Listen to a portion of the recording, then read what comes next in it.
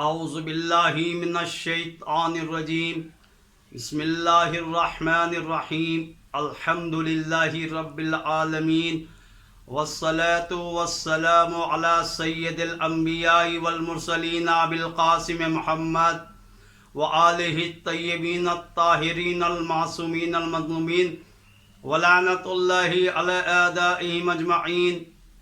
عزیزان محترم، ماہ مبارک رجب ایک عظیم مہینہ، عبادتوں کا، دعاؤں کا مہینہ، استغفار کا مہینہ ہے، اور آج کی شب یعنی 13 رجب کی تاریخ ایک عظیم تاریخ ہے، ولادت مولائے کائنات حضرت علی ابن ابی طالب علیہ السلام۔ یہ تاریخ اتنی عظیم کہ اس 13 رجب میں روزہ رکھنا مستحب قرار دیا گیا ہے۔ ایام بیس بھی 13 رجب کی تاریخ سے ہی شروع ہوتے ہیں۔ ایام بیس یعنی ایک روشن دنوں کے دن، سفید ایام، جس میں عبادت کرنے کا، روزہ رکھنے کا، غسل کا حکم دیا گیا ہے، اور یہ سنت مستحب عبادتیں ہیں لیکن ثواب بہت ہی زیادہ ہے۔ عزیزان محترم، مولائے کائنات علی ابن ابی طالب علیہ السلام کو ایسی فضیلت حاصل ہے، یہ فضیلت کسی نہ نبی کو حاصل ہوئی، نہ کسی ولی کو، نہ امام کو، کہ آپ کی ولادت خانہ کعبہ کے اندر اور شہادت مسجد کے اندر، یہ فضیلت کسی کو حاصل نہیں۔ خانہ کعبہ ایک ایسی عظیم جگہ، خانہ خدا، اور کعبہ کے معنی بھی بلند، علی کے معنی بھی بلند۔ کس انداز میں ولادت ہوئی، تمام سنی شیعہ کتابوں میں، تاریخ کی تمام کتابوں میں، روایات میں موجود ہے کہ عباس ابن عبد المطلب اور بہت سے قبیلے کے افراد خانہ کعبہ کے گرد عبادت کر رہے تھے کہ ایک مرتبہ دیکھا حضرت فاطمہ بنت اسد مادر علی ابن ابی طالب علیہ السلام ایک درد کے عالم میں خانہ کعبہ کے قریب آتی ہیں اور دعا کرتی ہیں، پروردگار عالم میں تجھ پر ایمان رکھتی ہوں، تیرے نبیوں پر ایمان رکھتی ہوں، نبیوں پر جو کچھ نازل ہوا، کتابیں نازل ہوئیں، ان پر ایمان رکھتی ہوں، اور میں اپنے جد حضرت ابراہیم علیہ السلام جنہوں نے خانہ کعبہ کی تعمیر کی ہے، ان کے تمام فرامین پر ایمان رکھتی ہوں، اور میں تجھے وعدہ دیتی ہوں اس گھر کا اور اس بچے کا جو میرے شکم میں ہے، جس سے میں باتیں کرتی ہوں، وہ شکم میں ہونے کے باوجود مجھ سے کلام کرتا ہے، اور ایسا بابرکت یہ بچہ جو تیری نشانیوں میں سے ایک نشانی ہے، اے پروردگار عالم، اس بچے کے صدقے میں اس کا واسطہ دیتی ہوں، اس خانہ کعبہ کا واسطہ، کہ میری اس مشکل کو آسان کر دے۔ عباس ابن عبد المطلب بیان کرتے ہیں کہ بس یہ دعا کرنا تھا، ایک مرتبہ رکن یمانی کے جانب سے خانہ کعبہ کی دیوار شق ہو جاتی ہے، دیوار کے اندر دروازہ بنتا ہے، حضرت فاطمہ بنت اسد سلام اللہ علیہا خانہ کعبہ کے اندر جاتی ہیں، اور دوبارہ یہ شق جو ہے برابر ہو جاتا ہے، یہ دروازہ بند ہو جاتا ہے۔ اب سب دیکھ رہے ہیں، حیران ہیں، اور کیا دیکھا کہ خانہ کعبہ بند ہو چکا ہے۔ لوگوں نے کوشش کی کہ ہم خانہ کعبہ کے اندر جا کے دیکھیں، خانہ کعبہ کے دروازے کے قریب آتے ہیں، لیکن تالا نہ کھل سکا۔ عزیزان محترم، 3 دن تک فاطمہ بنت اسد اللہ کی مہمان رہیں خانہ کعبے کے اندر۔ اب مکے میں یہ گفتگو شروع ہوئی، گلی کوچہ گھروں میں، اور یہ واقعہ بیان کیا جانے لگا کہ مادر امام علی علیہ الصلوۃ والسلام حضرت فاطمہ بنت اسد کے بارے میں گفتگو ہونے لگی کہ کس طرح دعا کی، کس طرح دیوار شق ہو جاتی ہے، در بنتا ہے، اس در کے اندر سے اس در سے آپ خانہ کعبے کے اندر داخل ہو جاتی ہیں اور دوبارہ سے وہ دیوار مل جاتی ہے۔ اب یہ واقعہ اتنا مشہور ہوا، 3 دن تک ذکر ہوتا رہا۔ حضرت ابو طالب آتے ہیں، پیغمبر اکرم محمد مصطفیٰ صلی اللہ علیہ وآلہ وسلم آتے ہیں، 3 دن کے بعد 4تھا دن شروع ہوتا ہے اور وہی در، وہی دیوار دوبارہ سے شق ہوتی ہے اور حضرت فاطمہ بنت اسد اس در سے خانہ کعبہ کے اندر سے باہر آتی ہیں اور اعلان کرتی ہیں، لوگوں مجھے اللہ تعالیٰ نے یہ فضیلت دی ہے کہ اس بچے کی ولادت خانہ کعبہ کے اندر ہوئی، یہ بچہ اللہ کی نشانیوں میں سے ایک نشانی ہے، اور حکم ہوا ہے کہ اللہ علی الاعلیٰ ہے، اس بچے کا نام علی رکھا جائے۔ اور آپ خطاب کر رہی ہیں، اور یہاں تک یہ دیکھا کہ اللہ کے رسول نے جب اپنی آغوش میں مولا کائنات کو لیا تو آپ نے اپنی آنکھیں کھولی اور اللہ کے نبی کی زیارت کی، اور یہ پیغام مل جاتا ہے کہ علی نے جب آنکھیں کھولی تو پہلی زیارت پیغمبر اکرم محمد مصطفیٰ صلی اللہ علیہ وآلہ وسلم کی ہوتی ہے۔ اور اس بچے کی خاصیت بیان کی گئی۔ فاطمہ بنت اسد نے جب خطبہ دیا باہر آنے کے بعد تو اسی انداز میں بتایا کہ یہ نبیوں کے سردار پیغمبر اکرم محمد مصطفیٰ صلی اللہ علیہ وآلہ وسلم کا وصی اور جانشین ہے۔ عزیزان محترم، یہ ولادت کا واقعہ ایسا واقعہ ہے کہ تمام تاریخوں میں لکھا ہے یہ شرف کسی اور کو حاصل نہیں ہوا سوائے مولا کائنات حضرت علی ابن ابی طالب علیہ الصلوۃ والسلام کے کعبے کے اندر آپ کی ولادت ہوتی ہے۔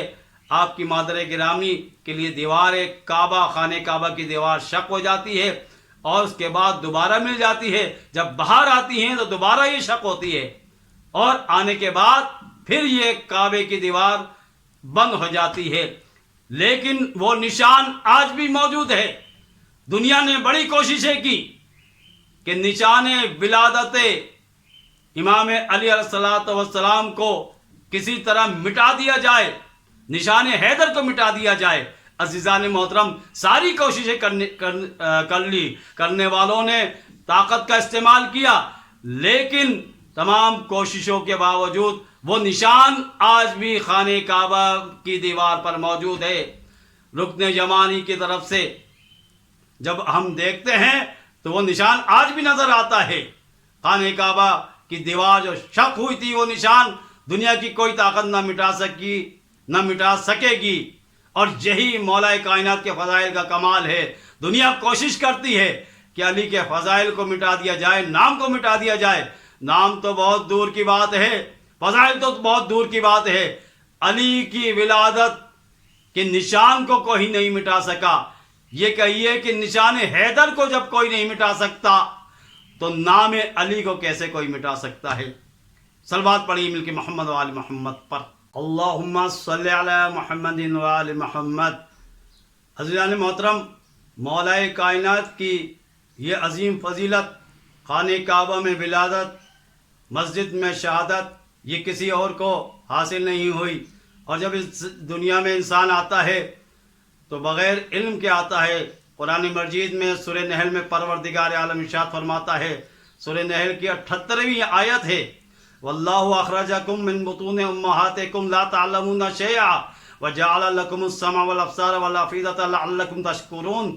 پروردگار عالم نے تمہیں جب تمہاری ماں کے پیٹ سے پیدا کیا تو اس وقت تم کچھ بھی نہیں جانتے تھے، تمہیں اعضائے جوارح دیے تاکہ تم اللہ کا شکر کرو۔ اس نے تمہیں دیکھنے کی طاقت دی، سننے کی طاقت دی، سمجھنے کی طاقت دی، تمہیں دل دیا، دماغ دیا تاکہ تم شکر ادا کرو۔ لیکن اس دنیا میں جب انسان آتا ہے تو جاہل آتا ہے، لا تعلمون شیئا۔ اب دیکھیے دوسری آیت میں ارشاد ہوتا ہے وَخُلِقَ الْإِنسَانُ ضَعِيفًا، انسان جاہل پیدا ہوا ہے اور انسان کو اللہ تعالیٰ نے کمزور پیدا کیا ہے۔ لیکن مولا کائنات کی شان دیکھیے کہ انسان کی ابتدا جہالت، انسان کی ابتدا کمزوری ہے، मौलाए कायनात इस दुनिया में आते हैं, आगोश रसूल में रसूल खुदा से मुखातब होते हुए फरमाते हैं, या रसूल अल्लाह कुरान की तिलावत करूं, तौरेत की, इंजील की, ज़बूर की। बस अली ने इस दुनिया में आने के बाद कुरान की तिलावत कर कर पैगाम दे दिया, तौरेत की तिलावत, इंजील की तिलावत, ज़बूर की तिलावत कर कर पैगाम दे दिया कि मौलाए कायनात वो अजीम हस्ती है कि इस दुनिया में आते ही अपने इल्म का ऐलान कर दिया कि देखो आम इंसान में और मासूम में फ़र्क ये होता है, आम इंसान जाहिल आता है, मासूम इस दुनिया में आता है तो अल्लाह के हाथ से इल्म लदुन्नी लेकर आता है।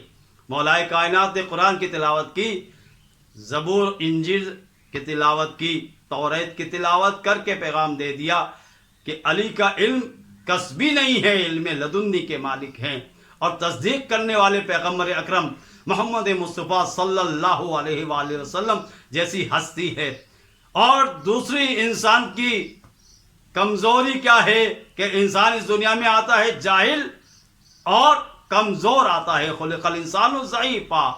अली की ताकत अगर देखनी है तो अब अली की इब्तिदा इल्म से, अली की ताकत को समझना है तो आप जानते ही हैं मशहूर और मारूफ वाक़या कि गहवारे के करीब जैसे ही अज़दा आता है, उस अज़दे के मौलाए कायनात ने दो टुकड़े कर दिए। आप गहवारे में हैं, आपकी ताकत देखिए। यहाँ तक कि उस ज़माने के मुशरिकीन ने कहा कि ये अज़दा वो था कि जिससे हमें ये इल्म होता था कि आने वाला बच्चा पाको पाकीज़ा है या पाको पाकीज़ा नहीं है, इसका हस्ब और नस्ब मालूम होता था। बस अज़ीज़ान मोहतरम, ये मौलाए कायनात की ताकत। अब लोग परेशान हुए कि हम कैसे पहचानेंगे कि किसकी विलादत पाकीज़ा है, किसकी विलादत पाकीज़ा नहीं है। इसलिए कि मौलाए कायनात ने कमसिनी के आलम में इस अज़दे को दो टुकड़े कर कर हमेशा के लिए बना कर दिया। बस अल्लाह के रसूल ने यहाँ पर हदीस फरमाई कि अब क़यामत तक के लिए ये मेयार बन गया कि जिसके दिल में अली की मोहब्बत होगी उसकी विलादत पाकीज़ा होगी, वो आला नस्ब हसब का मालिक होगा, उसका ख़ानदान पाक होगा, उसका सिलसिला नस्ब पाक होगा, उसकी विलादत पाक होगी। और जिसने अली से दुश्मनी की वो नजिस होगा, उसकी विलादत भी पाक नहीं होगी। बस ये क़यामत तक के लिए मेयार बन गया। ना इसमें ज़माने की क़ैद है ना मकान की क़ैद है। बस इसी मेयार पर असहाबे रसूल ये पहचानते थे कि मौलाए कायनात के करीब लाते थे बच्चों को। जैसे ही बच्चों से कहा जाता था कि तुम मौला से मोहब्बत करते हो, जब बच्चे मोहब्बत का इजहार करते थे तो समझ जाते थे तमाम लोग कि बेशक ये बच्चा पाक और पाकीज़ा है। अज़ीज़ान मोहतरम, ये मर्तबा है मौलाए कायनात अली इब्न अबी तालिब अलैहिस्सलातु वस्सलाम का। आज की ये मुबारक शब की मुनासबत से हम पैगाम देंगे मुबारकबाद के साथ साथ कि ज़रूरी है हमारे लिए कि अली का नाम भी बुलंद है, अली की जाए विलादत भी बुलंद है, तो अली का चाहने वाले का इल्म भी बुलंद होना चाहिए, इल्म में भी बुलंद होना चाहिए, अमल में भी, किरदार में भी। अली का चाहने वाला तमाम कमालात का मालिक होना चाहिए, तमाम बुलंदियों पर फाइज होना चाहिए। व आखिरु दावाना अनिल हम्दुलिल्लाहि रब्बिल आलमीन।